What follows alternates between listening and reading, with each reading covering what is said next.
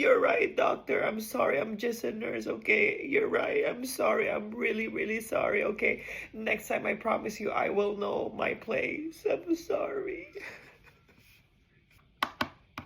Sorry, what? What did you just say? What did you just say? I'm just a what?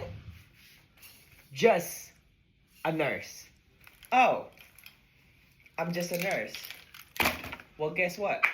You're just a fucking bitch. You better know your place. Don't fuck with me. Sorry, gentlemen, what did you say? I'm just a nurse. You're right. I'm just a nurse. I'm just the nurse who stays longer than 2 minutes in the patient room every single goddamn day and answer all the question because I'm just the nurse who's answering all the stuff that you should be answering for your patient. But because I'm just the nurse, you pass that responsibility to the nurse. And I'm also just the nurse who's writing the verbal order that you could have written yourself, but you pass it to the nurse to do it. So how about you do your fucking job? And since I'm just the nurse, why don't you just be the fucking doctor?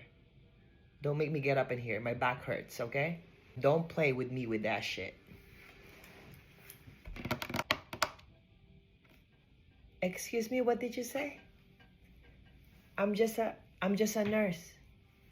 Yes, and you're just a doctor. You know why? Because we're in both the same equal level. We're co-workers. You are not my boss, okay? I'm your co-worker. Is that how your parents raise you? Huh? Belittle others and treat them like that?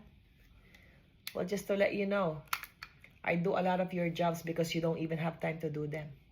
You don't even have time to explain things to your patient. Matter of fact, do me a favor, okay? Go to room number 1, the patient you saw this morning, and you tell them to go home.